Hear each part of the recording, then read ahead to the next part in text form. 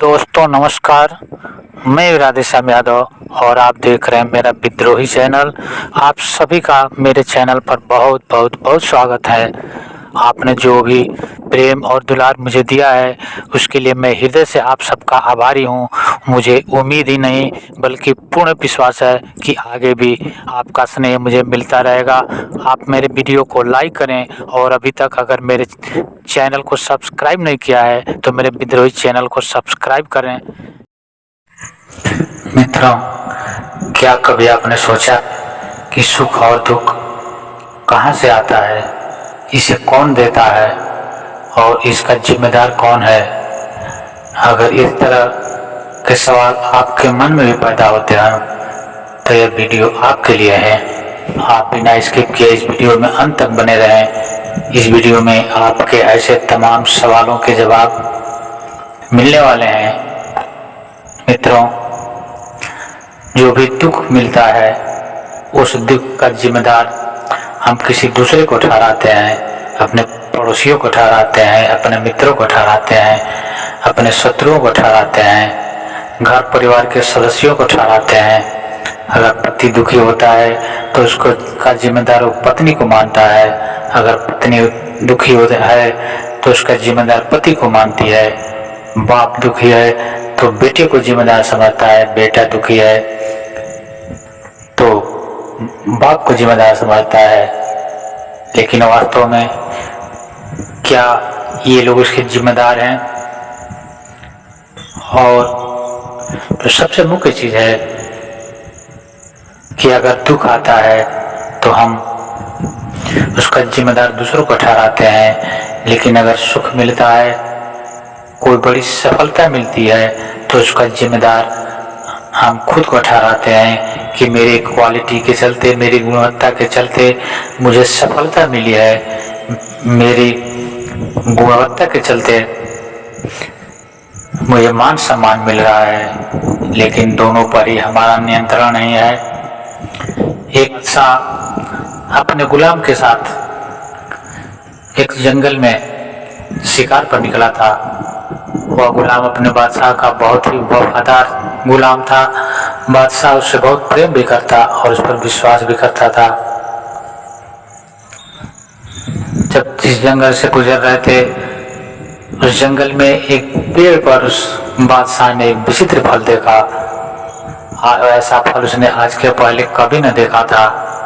उसने उस फल को तोड़ा और उस फल को काट के एक टुकड़ा अपने गुलाम को दिया, क्योंकि उसकी आदत थी कि हर वक्त को खाने से पहले वो अपने उस गुलाम को जरूर देता। उसने फल के एक टुकड़े उस गुलाम को दिया। गुलाम ने फल का वह टुकड़ा खाया और उसने कहा मुझे एक टुकड़ा और दें। राजा ने, उस बादशाह ने एक टुकड़ा और दिया। उस गुलाम ने एक और करके सारे टुकड़े लेके खा गया। उस राजा के हाथ में बस एक ही टुकड़ा रह गया। उस गुलाम ने वह टुकड़ा भी जबड़ने की कोशिश की कि उस राजा ने उस टुकड़े को पकड़ लिया। उसने कहा ऐसा नहीं हो सकता, मैंने सारे टुकड़े तुम्हें दे दिए हैं। उस गुलाम ने कहा यह फल इतना स्वादिष्ट है कि मेरा जी करता है कि मैं इस टुकड़े को भी खा जाऊं। राजा ने कहा नहीं, यह तो मैं अवश्य खाऊंगा, और अगर इतना ही स्वादिष्ट है तो मेरा खाना जरूरी है, मैं भी तो चख देख सकूं कितना स्वादिष्ट है। और जैसे उसने आखिरी टुकड़े को मुंह में डाला और इतना कसैला था कि उस खाना तो बहुत दूर मुंह में रखना भी मुश्किल हो रहा था। उसने तुरंत उसे फेंक दिया और कहा गरीब पागल, तुमने पहले बताया क्यों नहीं कि यह फल इतना कड़वा है, यह तो तुमने जहर खा लिया।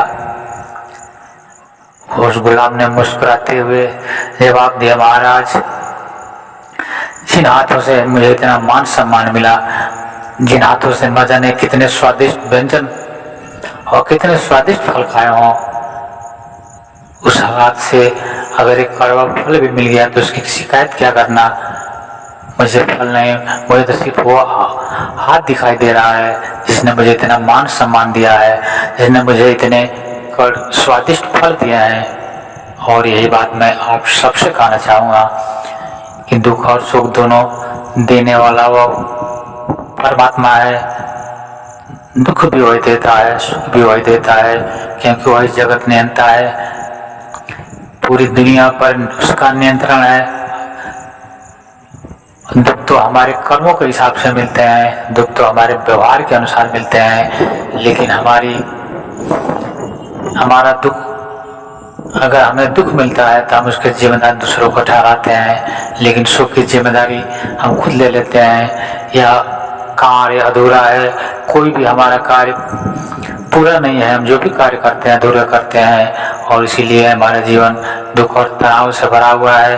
अगर जिम्मेदारी ठहराना है तो उस परमात्मा को जिम्मेदार ठहराओ, और सभी कार्यों के लिए जिम्मेदार ठहराओ। अच्छा कार्य है उसके लिए भी जिम्मेदार परमात्मा है, और अगर कोई बुरा कार्य तो उसके लिए भी जिम्मेदार और परमात्मा है। अगर दुख मिलता है तो उसकी जिम्मेदारी भी परमात्मा को दो, और अगर सुख मिलता है तो उसकी भी जिम्मेदारी परमात्मा पर छोड़ दो। अगर असफलता मिलती है तो उसके भी जिम्मेदार परमात्मा को मानो, और अगर सफलता मिलती है तो उसका जिम्मेदार भी उस परमात्मा को मानो। फिर तुम्हारे जीवन में एक नई क्रांति पैदा होगी, फिर तुम्हारे जीवन में एक आनंद का बादल बरसेगा, और तुम्हें तब समझ में आएगा कि एक ही हाथ से दुख और सुख दोनों मिलते हैं। जिन हाथों से सुख मिलता है उन्हीं हाथों से दुख भी मिलता है। तो फिर सिकवा क्या करना, जो हमारी इतनी परवाह करता है, जो हमारी इतनी भलाई करता है, जो हमारा इतना ख्याल रखता है, अगर वह दुख भी देता है तो क्या फर्क पड़ने वाला है। फिर दुख भी दुख जैसा न लगेगा, सुख भी सुख जैसा न लगेगा। दुख और सुख दोनों ही आपको परमात्मा का प्रसाद मालूम होगा, और तब आप अपने जीवन से अवगत हो पाएंगे। तब आप जीवन के विज्ञान को समझ पाने में कामयाब होंगे, और तभी आपके जीवन में आनंद का बादल बरसेगा, क्योंकि तब आपको दुख और सुख समझ में आ जाएगा, और तब आपके जीवन में चारों तरफ आनंद ही आनंद होगा, और आनंद के बादल बरसेंगे। इसलिए अपने दुख सुख, सफलता असफलता, लाभ और आनंद सबकी जिम्मेदारी उस परमात्मा पर छोड़ दो, और सिर्फ तुम आनंद की तलाश करो, आनंदित होते रहो। सुख हो या दुख हो, लाभ हो या हानि हो, सबके लिए वो परमात्मा के ऊपर छोड़ दो, सबका जिम्मेदार हुआ है।